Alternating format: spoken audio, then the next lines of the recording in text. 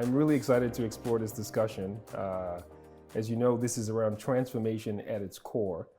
And what I'm doing is really trying to understand, especially as we move into this new world of uncertainty and working with ambiguity, it'll be great to explore with you and other leaders, what does transformation mean at its core? Obviously, throughout your career, you've supported companies in their transformation journey. You've helped them prepare for regulators, markets, auditors. When you start a transformation, what do you look for first? Maybe talk me through your experience having been through preparation of companies at that level, dealing with multiple stakeholders, both internally and externally. When you start a transformation, what do you look for? Yeah, I think the first thing I'm looking for is the preparation of the company. Each and every executive should ask themselves the question of why do they want to transform the company? That's really the first question that they should ask before looking for external advisor. Because if they don't do that, I think that they are facing several risks. The first risk is they would potentially disrupt tremendously the organization for a transformation that goes nowhere. The second risk that I think they would take is they may misspend a tremendous amount of cash for a transformation that will never materialize.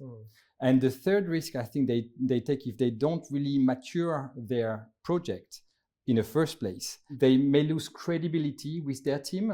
And ultimately, the risk is that they will lose traction on the organization. So with that in mind, the first thing I focus on the outset is on management alignment and clarity of purpose. It's really, what is their vision? And are they really ready to take tough decisions?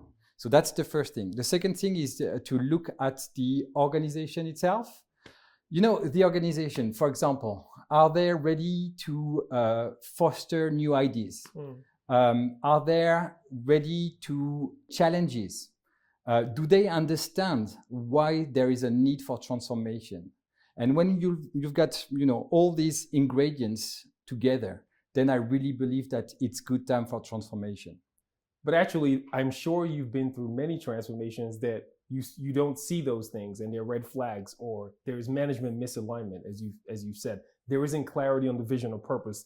It's driven by egos, for example, at the management level. How do you resolve that as an advisor? I don't think that you build a long-term relationship if you're not honest with your client. So I think really simply, when I realized that the company is not prepared for change, I think it's good to have this discussion at the outset with management and to say, look, I think that you should reconsider what you are contemplating. You should maybe rethink the vision and work on the building blocks to prepare the transformation. And then we'll speak again later. And that's a good thing, right? Because you're basically saying, I'm self-aware enough to ensure that I'm supporting you in the right way. Absolutely. Because I'm not here just for the quick buck or the quick support. I'm here in terms of building a long-term relationship that adds value over time. Love that. Let's say things are right, there's management alignment. What's the next level down? How do you then cascade that down within the organization? So I take your question as a question of how do you meet or fit with the culture of the company or the environment? And I think this is a very great question, because it's important to acknowledge that there is no one-size-fits-all transformation. I think that's really the job of an external advisor, is first to really understand the culture, understand the environment, really understand the mindset of the people. I'd say that this is exactly the reason why we believe having a strong presence in the countries is very important. And just between brackets, Deloitte has a strong presence in the country for 20 years now.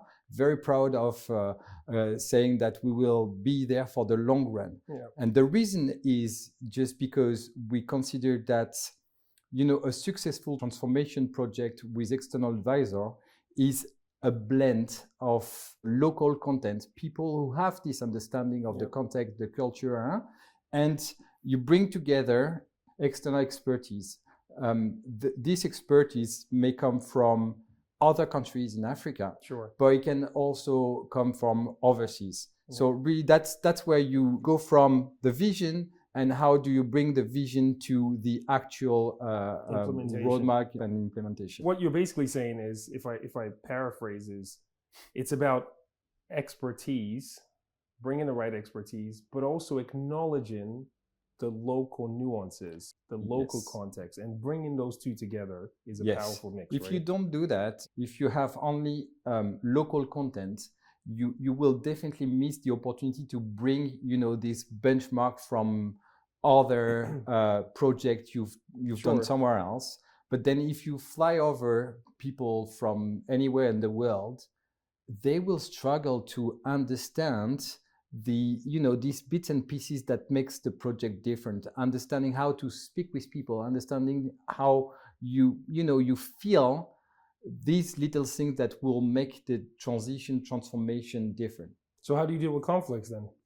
Because not everything goes well, right? It could be a cultural conflict. It could also be a conflict of size, right? You have somebody coming in from a big organization to a small size, medium-sized organization where perhaps you don't have the same level of structure, et cetera, et cetera. Or it could be, this is the way we've always done it. Why should we change? How do you deal with conflict and still keep that boulder moving? So I think the first step is really to listen to client needs. So really take the time to understand what they are trying to do. Why do they need to transform? What is at stake? I mean, what are the reason why they came to you with a transformation project? What is at stake? You need to take time to really understand the different items here. And then you need to shape your project. That's my job, right? That is to make sure that I find the right person, the right people, the right expertise, the right, communication skills to make sure that we would bring the transformation team at client from where they are to where they need to be.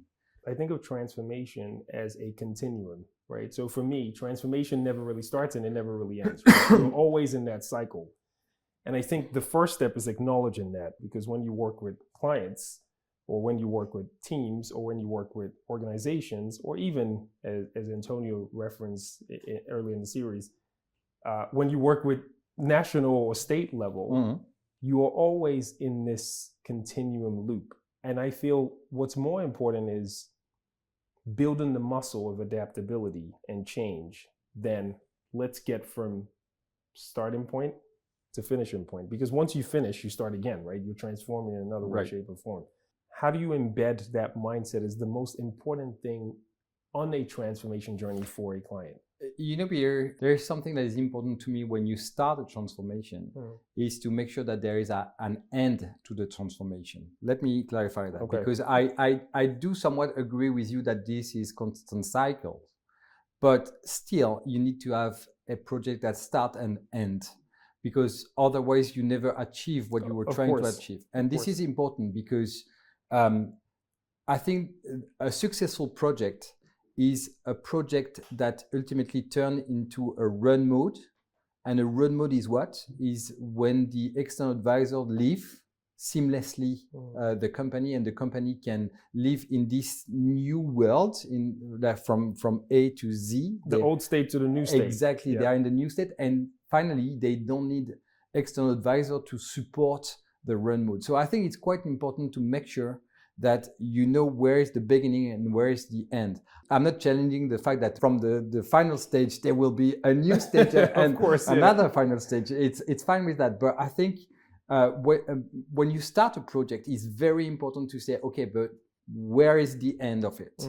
And how do we make sure that all this external support you'd have during this project is transferred to internal capabilities? Because otherwise, you've got a company that is constantly run by external advisors. 100%. I'm fully aligned with that. It's capability building. And I think that's the objective, right? So you should leave a transformation stronger than the way you entered it.